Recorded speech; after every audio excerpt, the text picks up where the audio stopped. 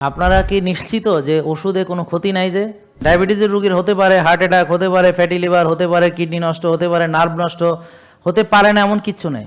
আপনি যদি cold drinks না খান আপনি মরে যাবেন। সে ক্যালোরি বার্ন করলো, কিন্তু বিষ কি করবে? প্রদাহ হবে, ইনফ্লামেশন হবে, টক্সিসিটি হবে। তার তো কোনো সে তো জানে না এটা। সে মনে করছে আমি জিম করি, আমি যদি কোল্ড ড্রিঙ্কস খাই কোনো প্রবলেম নেই, আইসক্রিম খাই কোনো প্রবলেম নেই। পোলাপানের মধ্যে এটা একটা ধারণা হয়েছে। তেল আমাদের কেন লাগে? আমাদের ফ্যাট কেন লাগে? ব্রেন কিসের তৈরি? ফ্যাট। হার্টের জ্বালানি হিসেবে ফ্যাট ব্যবহার হয়। আসসালামু আলাইকুম রহমতুল্লাহি ওয়া বারাকাতুহু। সবাই কেমন আছেন?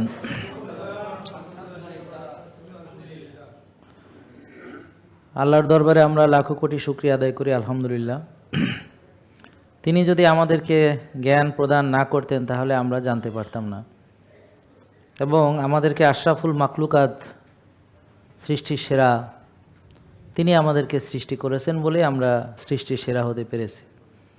তো এই যে আশরাফুল মাখলুকাত আমরা, তার কারণ কি? কারণ মানুষের স্বাধীনভাবে জ্ঞান অর্জন করার সেই সক্ষমতা দিয়ে আল্লাহ তাআলা আমাদেরকে সৃষ্টি করেছেন।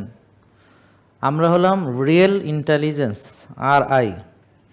আর মানুষ যেটা সৃষ্টি করেছে সেটা হচ্ছে আর্টিফিশিয়াল ইন্টেলিজেন্স, AI। তো আল্লাহর সৃষ্টি হচ্ছে আমরা। এখন আমরা যদি নির্বোধের মতো চলাফেরা করি, জ্ঞানভিত্তিক চলাফেরা না করি, তবে আমরা ধ্বংস হব, এই বিষয়ে আমরা নিশ্চিত থাকব। কেননা একমাত্র কল্যাণ রয়েছে স্রষ্টার সন্তুষ্টির ভেতরে। এখন খেয়াল করে দেখেন, ফেরেশতারা তারা তো সারাক্ষণ আল্লাহর ইবাদত করে, তারপরেও আল্লাহ তাআলা মানুষ সৃষ্টি করলেন। এই ব্যাপারে ফেরেশতারাই জিজ্ঞেস করলো যে আমরা সবসময় তোমার ইবাদত করি, তোমার সকল কথা শুনি, তুমি আবার আর একটা জাতি সৃষ্টি করতেছো শুনলাম, এরা তো জমিনে ফাসাদ করবে, রক্তপাত করবে, বিশৃঙ্খলা করবে, খুনাখুনি করবে। তখন আল্লাহ তাআলা হযরত আদম আলাইহিস সালামকে অনেকগুলো বিষয়ের নাম শেখালেন। এখন ফেরেশতাদেরকে জিজ্ঞেস করলেন, বলো তো এগুলো কি? তারা বলতে পারলো না। তখন তারা বলল, মহাপবিত্র তো আপনি। তারা বলল যে সব কিছুর জ্ঞান তো আপনি রাখেন, আমরা তো অতটুক জানি যতটুকু আপনি আমাদেরকে শিখিয়েছেন। তাহলে মানুষের স্বাধীনভাবে জ্ঞান অর্জনের ক্ষমতা আছে। তো আদম আলাইহিস সালাম সব বিষয়ের নাম বলে দিলেন। তো আল্লাহ তাআলা বললেন ফেরেশতাদেরকে যে তোমরা আদমকে সিজদা করো। তো সব ফেরেশতারা আদমকে সিজদা করলো। তার মানে আপনারা ফেরেশতা হইতে চায়েন না, কারণ ফেরেশতাদের চেয়ে আপনাদের মর্যাদা বেশি। তো এখন কথা হলো, ইবলিস করলো না। ইবলিস আল্লাহর আদেশকে অস্বীকার করলো। তো আল্লাহ তাকে জান্নাত থেকে নামিয়ে দিলেন, বলো তুমি নিচে নেমে যাও, এখানে অহংকার করবে না। তো এই যে জ্ঞান, নলেজ, তা আপনাদের শ্রেষ্ঠত্ব কেন? আমাদের শ্রেষ্ঠত্ব কেন? নলেজ। এখন ইবলিসের নলেজ কম, ব্যাপারটা এরকম না। ইবলিসের নলেজ ছিল, কিন্তু সে আল্লাহর আদেশ অমান্য করেছে, এবং আল্লাহর আদেশ অমান্য করলে যে তার শাস্তি হবে সেটাও সে জানতো। এ ব্যাপারে সে ক্লিয়ার ধারণা ছিল, তার কি হবে জানতো। এমন না যে সে জানতো না, না বুঝে এটা করছে, সে জেনে বুঝে এটা করছে। তখন আল্লাহ তো দেখতেছেন, এ তো জানে, তারপরে এমন করলো, কারণ কি? তো পবিত্র কোরআনে আল্লাহ তাআলা তাকে জিজ্ঞেস করলেন যে কি তোমাকে বাধা দিল, মানে কোন জিনিসটা তোমাকে বাধা দিল? তুমি যে সেজদা করলা না, মানে আমার হুকুম অমান্য করলা, কোন বিষয়টি তোমাকে বাধা দিল? তা আপনারা জানেন তো কোন বিষয় আসলে তাকে বাধা দিয়েছে? অহংকার হচ্ছে পতনের মূল। আত্ম অহংকার আমাদের অনেকেরই অনেক রকমের, অনেক ধরনের আছে। তা আমাদের এই অহংকার আমাদের পতন। অনেকে অহংকারী, আলহামদুলিল্লাহ, দেখলাম যে তারা আল্লাহকে রাজি খুশি করানোর জন্য কাজ করছে, সেটা খুব ভালো। কিন্তু সেখানে অহংকারী হওয়া যাবে না, কারণ মনে রাখবেন যে আলেমের বিচার শুরু হবে সবার আগে। ব্যাপারটা বুঝতে পারছেন? অনেকে আছেন আলহামদুলিল্লাহ অনেক ভালো, আল্লাহ আলাই, কিন্তু সেখানে অহংকার আসলে সমস্যা আছে। তা এই জন্য প্রথম শিক্ষা হলো আমাদের অহংকার থাকা যাবে না। এখন অনেক আছেন যারা মনে করেন যে আমাদের লাইফস্টাইল ফলো করে তারা অহংকারী হয়ে উঠেছে। হ্যাঁ, আমি খুব ভালো চলি, অনেকে মানে এরা এরকম খায়, এরকম, মানে ওর ভিতরে একটা অহংকার চলে আসছে সে। তা এটাও করা যাবে না, তাহলে ওটাও ইবলিসের সমতুল্য হয়ে যাবে। এই জন্যে আপনারা সবাই আশা করি আপনারা সুস্থ হবেন, ভালো হবেন, রোগমুক্ত হবেন, কিন্তু অহংকারী হয়ে উঠবেন না। এখন আপনারা হয়তো রাত জাগেন, টেনশন করেন, অনেক অনিয়ম করেন, এখন নিয়ম মেনে আপনারা আবার আর এক রকম অহংকারী হয়ে ওঠার কোনো দরকার নেই। বুঝতে পারছেন তো? এটা মাথায় রাখবেন সবসময়। তো এখন মানুষ রুগী হয় কেন? জ্ঞান ভিত্তিক সে চলে না। যেই জ্ঞান তার আছে, যেমন ব্যায়াম ভালো কিনা সবাই বলেন, সবাই বলেন ভালো। আপনারা নিয়মিত করেন কে কে? আচ্ছা, এই জ্ঞানটা আছে কার কার? হাত উঠলো কয়টা? 4-5টা। তার মানে জ্ঞানের আলোতে যারা চলে না তারা কি? তারা অজ্ঞান। তারা কি বলেন? অজ্ঞান, অসচেতন। আমরা যদি জ্ঞান ভিত্তিক নিজেকে আমরা পরিচালিত না করি, মানে আমার যে জ্ঞান আছে, যেমন রাতে জেগে থাকা অনেক ভালো, তাই না ভাই? রাসূল সাল্লাল্লাহু আলাইহি ওয়াসাল্লাম রাত জেগেছেন, বলছেন সবসময় উনি রাত জাগতেন, টিকটক চালাইতেন, তাই না ভাই? নাকি? তা এখন যদি আপনি আপনার রাসূল সাল্লাল্লাহু আলাইহি ওয়াসাল্লামকে ফলো না করেন, তাহলে অবশ্যই আপনি রুগী হবেন, ক্ষতিগ্রস্ত হবেন, সাফার করবেন, মেন্টালি সাফার করবেন, দুবুক ধড়ফড়ানি হবে, কলজা কাঁপানি হবে, হজম নষ্ট হবে, হবে কি না? তাই এটা আশ্চর্য হওয়ার কি আছে? আপনি রুগী হবেন, এতে আশ্চর্য হওয়ার কি আছে? এটি হওয়ারই তো কথা ছিল আপনার ক্ষতি।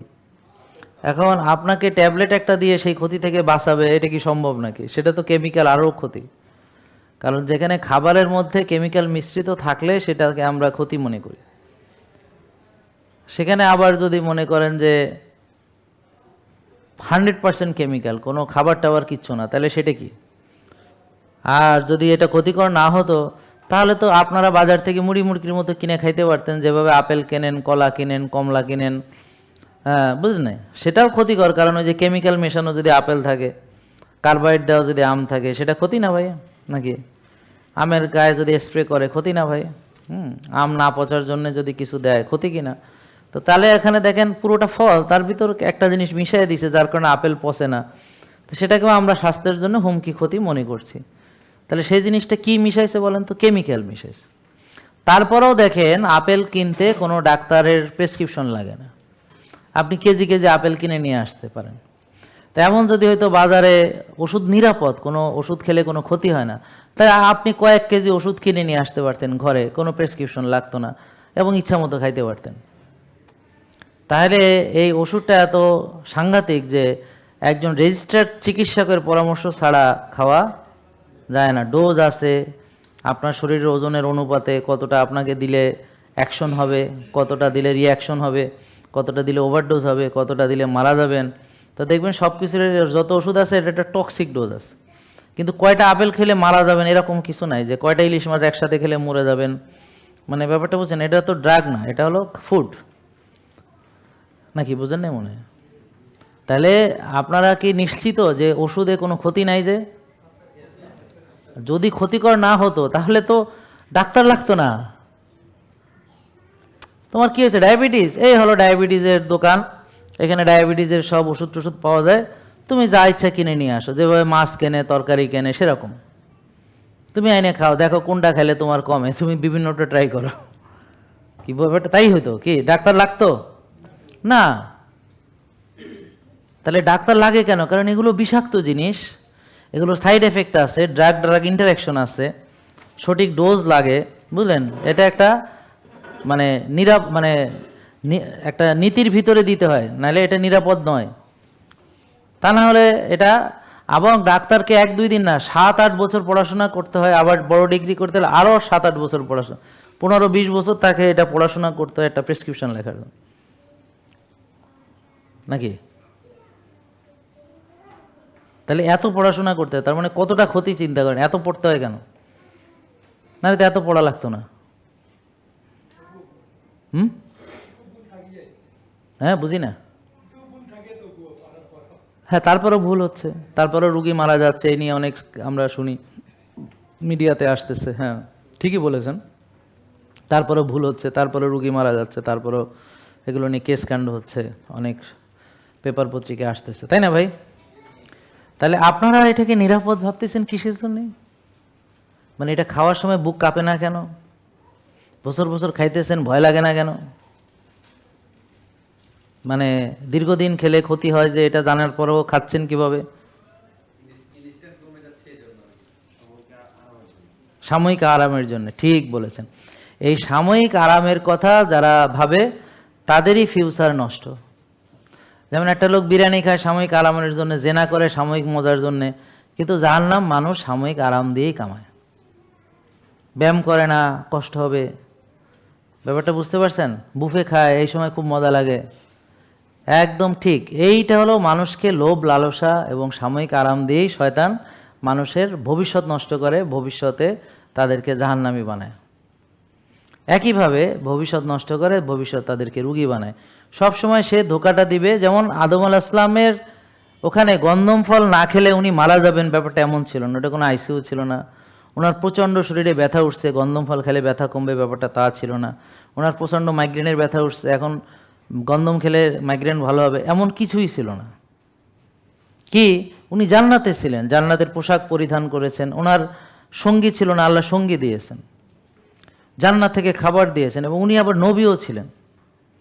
আমাদের মতো সাধারণ কেউ না, নবী ছিলেন, বুঝলেন? প্রথম মানুষ নবী। তাইলে উনি জান্নাতের খাবার মানে কি, সব কিছু যা চাচ্ছে পাচ্ছে। তো তার তো গন্ধম ফল খেতে হবে এমন কোনো জরুরি কোনো ঘটনা ঘটেনি, ঘটছে কি? ইবলিস তাকে ফুসলায় ফাসলায় বুঝাইলো এটা খাওয়া খুব দরকার, খুব জরুরি, অথচ এটা জরুরি নয়। যেমন আপনি যদি কোল্ড ড্রিঙ্কস না খান আপনি মরে যাবেন, এটা কি খুব জরুরি? 50 বছর আগে আমাদের গ্রামে কোনো কোল্ড ড্রিঙ্কস তো ছিল না, তো আমরা বেঁচে ছিলাম সবাই, গ্রামের কোনো সমস্যা ছিল না। কিন্তু এখন গ্রামে দেখেন কোল্ড ড্রিঙ্কস প্রতি দোকানে দোকানে আছে, এবং প্রতিটা অনুষ্ঠানে দাওয়াতি মেহমান আসলে যা আসে, কোল্ড ড্রিঙ্কস ছাড়া কোনো মেহমানদারি হয় না, কোল্ড ড্রিঙ্কস ছাড়া কোনো দাওয়াত হয় না, কিছুই হয় না। খামাখা তার পানির পিপাসা লাগছে, সে একটা ঠান্ডা কোল্ড ড্রিঙ্কস কিনে খাচ্ছে। তো ডায়াবেটিস বানানোর জন্য শয়তান বলে যে তুই বেশি খাবি, বারবার খাবি, টেনশন করবি, রাত জাগবি, ব্যায়াম করবি না, দুশ্চিন্তা করবি, তাহলে তো ডায়াবেটিস হবে, শেষ। আর খবিশ খাবার বেশি বেশি খেতে। খবিশ খাবার কি? সাদা ভাত খবিশ, সাদা রুটি খবিশ, সাদা দুধ, গুঁড়া দুধ, সাদা চিনি, সব খবিশ খাবার। আর দুধ চিনি দিয়ে চাকালে মহা খবিশ। হ্যাঁ, তো এটা আর কি। তো এখন ডায়াবেটিস হওয়ার জন্য কি করতে হবে বলেন? বেশি খেতে হবে। সবাই বলেন কি করতে হবে? বেশি খাওয়া মানে যে বেশি খাওয়া না তা না, মানে বেশি খাওয়া মানে যা সে পরিশ্রম বা কায়িক শ্রম বা ব্যায়াম করে তার চেয়ে বেশি খায়। মানে সে যা খায় ওইটা জমাই থাকে, বার্ন হয় না, নাকি বুঝেন নাই? তা এখন সে যদি 12-14 ঘন্টা কাজ করে আর যদি 1.5-2 গামলা ভাত খায়, তাহলে কি ডায়াবেটিস হবে? না, কেননা সে প্রচুর পরিশ্রম করে, তার যা খায় বার্ন হয়। কি বুঝতে পারছেন কিনা দেখেন? তার মানে সে কিছুই করে না, মানে যা খায় সারাদিন সেগুলো তার শরীরে চর্বি হিসেবে জমা হয়। তো চর্বি হিসেবে জমা হলে কোষে ওভারলোড হলে ইনসুলিন রেজিস্ট্যান্স হয়, আর ইনসুলিন রেজিস্ট্যান্স থেকে তার ডায়াবেটিস হয়। শুধু ডায়াবেটিস হয় না, ডায়াবেটিস হয়, প্রেশার হয়, কারো কারো মেয়েদের পিসিওডি হয়, ইরেকটাইল ডিসফাংশন হয় পুরুষদের, কারো ব্রেন স্ট্রোক হতে পারে, প্যারালাইসিস হতে পারে, ফ্যাটি লিভার, গাউট, আর্থ্রাইটিস হতে পারে, অবেসিটি, অ্যাজমা হতে পারে, ডিমেনশিয়া হতে পারে, রক্তনালী ব্লক, অ্যাথেরোস্ক্লেরোসিস হতে পারে। হ্যাঁ, উচ্চ রক্তচাপের কথা মনে হয় বলছি। তো এরকম। তাহলে এই রোগগুলো কিভাবে হয় বলেন? বেশি খেয়ে, বলেন সবাই, বারবার খেয়ে, সয়াবিন তেল খেয়ে, সাদা ভাত সাদা রুটি খেয়ে, প্রসেসড আল্ট্রা প্রসেসড ফুড খেয়ে, দাওয়াত খেয়ে, হ্যাঁ, এই বিভিন্ন সময় ব্যায়াম না করে, বলেন, অলসতা করে, বিলাসিতা করে, বিশৃঙ্খল জীবনযাপন, রাত জাগা, টেনশন করা, নিজের প্রতি যত্ন না নেওয়া, শক্তির চর্চা না করা, ঘাসে না হাঁটা, রোদে না যাওয়া, ইত্যাদি। তাহলে এবার বুঝলেন কেন ডায়াবেটিস হয়েছে? ইনসুলিন রক্তের চিনিকে কোষে ঢুকায় কিনা? এখন যদি কোনো কারণে ইনসুলিন কাজ করতে না পারে তো চিনি কোষে ঢুকতে, তাহলে রক্তের চিনি বেড়ে কি হবে? ডায়াবেটিস। এখন এই চিনিযুক্ত রক্ত যেখানে যেখানে যাবে সব জায়গার কারেন্ট চলে যাবে আস্তে আস্তে, শেষ। বুঝতে পেরেছেন? ব্রেনের কারেন্ট চলে গেলে কি হবে? বুঝবে না, নির্বোধ, মনে থাকবে না, বুঝতে পেরেছেন? কিছু মনে রাখতে পারবে না, চাপ নিতে পারবে না, টেনশন নিতে পারবে না, বুক ধড়ফড় করবে, কলজা কাঁপবে, রাতে ঘুম আসতে চাইবে না, হজম হবে না। দেখেন মেলে কিনা? আর শরীরের মধ্যে এত অশান্তি নিয়ে সে এটা কি মারামারি নাকি যে মারামারি করব? এটা তো হচ্ছে একটা রিল্যাক্সিং কাজ, যেখানে আবেগ অনুভূতির বিষয় আছে, উত্তেজনা আসার বিষয় আছে, ভালো লাগার বিষয় আছে। হ্যাঁ, তো সেটা কোন জায়গা দিয়ে আসবে? সেটাকে আসমান দিয়ে পড়বে নাকি? তো মানুষ তো ধরেন একটা সুন্দর পরিবেশ ছাড়া এগুলো করতে পারে। কুকুর তো রাস্তাঘাটে সব কিছু পারে, ওরা তো পশু। মানুষ কি তাই পারে? সামান্য ডিস্টারবেন্সই তো সে পারে না। তা শরীরের মাথা থেকে পা পর্যন্ত সব ডিস্টার্ব, এর মধ্যে কি এগুলো সম্ভব? হ্যাঁ, এই জন্যে 100% সুস্থ হইতে হবে আগে, মানসিকভাবে, শারীরিকভাবে, সব কিছু। এবং স্ত্রীর সঙ্গে তার আন্ডারস্ট্যান্ডিং, তাকে দেখে ভালো লাগা তৈরি হওয়া, তার প্রতি ভালোবাসা থাকা, তার প্রতি অনুভূতি তৈরি হওয়া, আবেগ তৈরি হওয়া তাকে দেখে। তারপর না একটা, এটা তো একটা অনুভূতির বিষয় আছে নাকি? অনুভূতি ছাড়া হয়? তো এই জন্য একটা হলো যে অনুভূতি, আর একটা হলো যে সুগার নিয়ন্ত্রণে থাকতে হবে, একটা হলো রক্তনালী ক্লিন থাকতে হবে, একটা হলো শরীরে এনার্জি থাকতে হবে, টেস্টোস্টেরন লেভেল ভালো থাকতে হবে, ভিটামিন ডি ভালো থাকতে হবে। এটা হলো একটার সঙ্গে একটা জড়িত। আর মনে করেন যে বয়স বাড়লে তো এমনিই মানুষ দুর্বল হয়ে যায়, এই জন্য তাদেরকে আরও সতর্ক হইতে হবে। তারপর যদি নষ্ট খাবার খায়, যেই খাবারে সঠিক পুষ্টি নাই, তো তাহলে সে দেখা গেল ভয়ের চোটে কুসুম ফালায় দিছে, ঘি খায় না, তেল খায় না, গরুর মাংস খায় না। হ্যাঁ, তো এখন শক্তিটা আসবে কোন জায়গা দিয়ে? ওই যে বললাম, তেল গেলে ফুরাইয়া বাত্তি যায় নিবিয়া। হ্যাঁ, কি হবে আর কান দিয়া? শেষ। তো তেল ফুরিয়ে গেলে সব শেষ। তেল আমাদের কেন লাগে? আমাদের ফ্যাট কেন লাগে? ব্রেন কিসের তৈরি? ফ্যাট। হার্টের জ্বালানি হিসেবে ফ্যাট ব্যবহার হয়, বুঝতে পারছেন? হার্টের জ্বালানি হিসেবে। তারপর হচ্ছে আমাদের এই যে প্রতিটা কোষের যে পর্দা, মানে সেল মেমব্রেন, বাইলিপিড লেয়ার। হ্যাঁ, দেখেন, বাইলিপিড লেয়ার। আর বাকিটা তো বললাম, cortisol, testosterone, estrogen, progesterone, vitamin D, এগুলো সব কোলেস্ট্রল থেকে তৈরি হয়, বুঝতে পারছেন? তারপরে যে নার্ভের যে মায়োলিন শীথ, এটাও আপনার ফ্যাটের তৈরি। তো ফ্যাট ছাড়া যদি কেউ চলে, তার হার্ট ভালো থাকবে না, বুঝতে পারছেন? তার ব্রেন ভালো কাজ করবে না, তার নার্ভ ভালো কাজ করবে না, এই। আর তার পুরুষত্ব থাকবে না, মেয়েদের নারীত্ব থাকবে না, ইস্ট্রোজেন প্রোজেস্টেরনের শর্ট পড়বে। তারপর ইমিউনিটি ভালো থাকবে না, ভিটামিন ডি শর্ট পড়বে। তারপর প্রতিটা সেলই ভালো থাকবে না। তো একটা লোকের যদি সব সেল নষ্ট থাকে, তাহলে সে ভালো থাকবে কেমনে? তাহলে যারা ফ্যাট ফ্রি খাবে, আমরা বলছি না অতিরিক্ত ফ্যাট খেতে হবে, আমরা বলছি ফ্যাট খেতে হবে পরিমিত। এবং রাসূল সাল্লাল্লাহু আলাইহি ওয়াসাল্লাম বলেছেন, এক লোকমা খাবারই যথেষ্ট। পবিত্র কোরআনে বলা আছে হালাল তয়েব খেতে, যদি হালাল তয়েব খাই এক লোকমা খাবার যথেষ্ট। আর যদি শির দ্বারা সোজা রাখার জন্য 1-2 লোকমা খাবার খাই, তাহলে আমরা ভালো থাকতে পারি। রাসূল সাল্লাল্লাহু আলাইহি ওয়াসাল্লাম বলেছেন এই কথা। তাহলে সেখানে অতিরিক্ত খাওয়ার কথা আমি জাহাঙ্গীর কবির কোত্থেকে বলবো? আর প্রিয় নবী বলেছেন, সর্বোচ্চ খাবার সীমা হচ্ছে 3 ভাগের 1 ভাগ খাবে, 1 ভাগ পানি খাবে, আর 1 ভাগ ফাঁকা রাখবে। এখন 3 ভাগের 1 ভাগ এভাবে হতে পারে যে আপনি 3 বেলা না খেয়ে 1 বেলাতে খাইলেন। কথা বলছেন? 3 বেলায় যে খাবারটা খাইতেন সেটা 1 বেলাতে খেলেন। তা আমি যখন সারাদিনে 1 বেলা খাবার খাবো, তখন আমাকে আর পালা পড়ে নিয়ে বসতে হয় না। আমি আমার স্যাটিসফ্যাকশন অনুযায়ী, রুচি অনুযায়ী, আমার ক্ষুধা অনুযায়ী আমি খাবো আমার হিসাব। কিন্তু আমি যদি 3, 4, 5 বেলা খাই বারবার, তখন তো এবার হিসাব করা লাগে, কারণ অল্প একটু করে খাইলেও তো অনেক খাবার হয়ে যায়। ধরেন 5 বেলা খাইতেছি, প্রতিবেলা 1টা করে ডিম খাইছি, তো 5টা ডিম হয়ে যায়। বুঝলেন না কথা? তা 5 বেলা 5 বার খেলে, ধরেন 1টা রুটি করে খেলে 5টা রুটি খাওয়া যায়। কথার কথা বলতেছি আর কি, নাকি? তা এখন এই জন্যে আমরা কি করব, যখন খাবো এই খাবারটা তো হজম হওয়ার দরকার আছে, তাহলে ডাইজেস্টিভ সিস্টেম কাজে লেগে পড়ে। তারপর আবার এই খাবারগুলো হজম টজম হয়ে আবার লিভারের কাজ বেড়ে যায়। তারপর এটাকে আবার যে পুষ্টিগুলো পায়, সে কোথায় নিয়ে রাখবে? সে তো সকালে খাইছে, একটু পর আবার খাইছে, একটু পর আবার খাইছে। হ্যাঁ, তো দেখা গেল সে রাখবে, এখন সে আবার মিড মর্নিং স্ন্যাক্স আবার খাইছে, এখন আবার নতুন করে খাবার আসছে, সে আবার কাজে লেগে পড়ছে, আবার একটু পর দুপুরে আবার খাইয়ে ফেলছে, আবার কাজে লাগছে। তো সারাদিন তার এগুলো, সারাদিন কাজ করতে করতে একটা সময় আর হজম হয় না। একটা সময় ফ্যাটি লিভার হয়ে লিভার সিরোসিস হয়ে যায়। একটা সময় মনে করেন যে ওই যে কোষে ওভারলোড হয়ে হয়ে চর্বি জমে ডায়াবেটিস হয়ে যায়। এবার কি বুঝতে পারছেন কেন রুগী হয় মানুষ?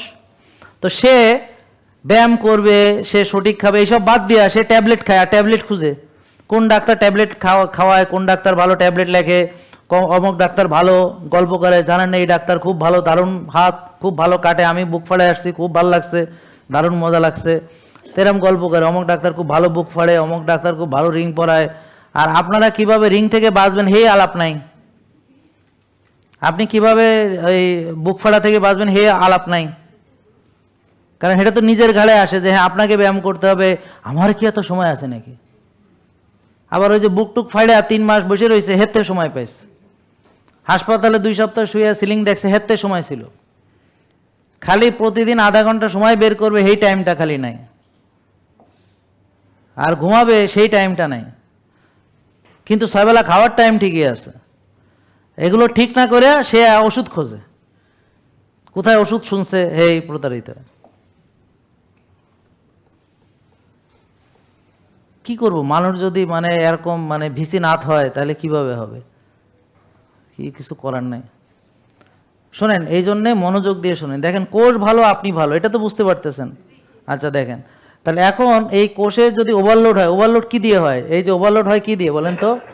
ফ্যাট স্টোরেজ, মানে চর্বি জমে। তা একটা লোক যদি খায়, ব্যবহার না করে, বার্ন না করে, তাহলে চর্বি জমবে কি জমবে না? কথা বলেন। জমবে।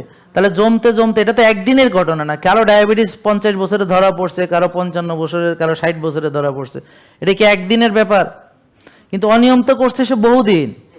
এখন সে পোলাপান আসিল, কয় যে আমি তো ছোট মানুষ, আমি তো লাফালাফি করছি, দৌড়াদৌড়ি করছি। আমাদের এখন এই রানিং কমিউনিটিতে হেরা যে কয় আজকে ভালো দৌড়াইছি, পিজা খামো, বার্গার খামো।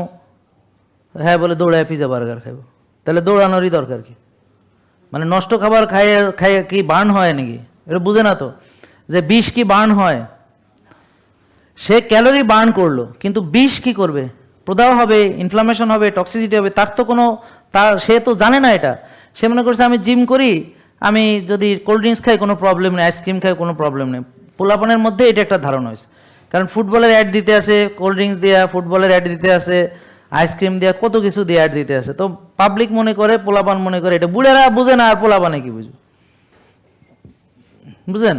মুরব্বীরা বুঝে না, পোলাপানে কি বুঝবো? এদের তো আরো রক্ত গরম, এরা তো আর রুগী না, সুস্থ। এরা সমানে অনিয়ম করতেছে, করে পরে যখন রুগী হচ্ছে একটা, তখন তার হচ্ছে না। এরপর ধরেন সে চাকরিতে যোগদান করছে, বিয়ে টিয়ে হয়েছে, বাচ্চা কাচ্চা হয়েছে। এখন তো সে ব্যায়াম ট্যাম খেলাধুলা সব ছেড়ে দিয়ে সে কি করে? সে 10টা 5টা অফিস করে। হ্যাঁ, আর অফিসে, কর্পোরেট অফিসে সমানে খাইতে আছে সারাদিন। হ্যাঁ, সারাদিন কাজ কাম করে, ব্যাস এই বুড়ি টুড়ি হইয়া ব্যাস রুগী হয়ে গেছে। গেছে ডাক্তার দেখাইতে, ডাক্তার কইছে আপনার ডায়াবেটিস। ডাক্তার আবার 6 বেলা চিনি খাইতে দিছে, সাথে ওষুধ দিয়ে দিছে। ব্যাস এবার প্রেশারে আছে, প্রেশার ওষুধ দিয়ে দিছে। এই তো চললো, এইভাবে খাইতে খাইতে আপনি শেষ। এই তো জীবন। তো কোষে যদি অতিরিক্ত চর্বি জমে, কোষ তখন ইনসুলিনকে বাধা দেবে। ইনসুলিন সঠিকভাবে তার কাজ করতে পারবে না, রক্তের চিনি কোষে ঢুকতে পারবে না। রক্তের চিনি বাড়তে বাড়তে আস্তে আস্তে রক্তের চিনি বেড়ে ডায়াবেটিস হবে। এটা বোঝা গেল? তার ডায়াবেটিস হয়েছে কেন? আর ডায়াবেটিস হলে জাতীয় গ্রিডে বিপর্যয় হবে, কারেন্ট থাকবে না, সেটা তো স্বাভাবিক, বোঝা যায়। কথা বুঝতে পারছেন? ডায়াবেটিসের রোগীর হতে পারে হার্ট অ্যাটাক, হতে পারে ফ্যাটি লিভার, হতে পারে কিডনি নষ্ট, হতে পারে নার্ভ নষ্ট, হতে পারে না এমন কিচ্ছু নেই। হাড় ক্ষয় থেকে শুরু হয়ে মাজা ব্যথা, গিরা ব্যথা, অস্টিওআর্থ্রাইটিস, অস্টিওপোরোসিস থেকে শুরু করে সব। কারণ চিনিযুক্ত রক্ত যেখানেই যাবে সেই জায়গাটারই মুরব্বা বানাবে। জেকে লাইফস্টাইল, ওষুধ মুক্ত সুস্থ জীবন।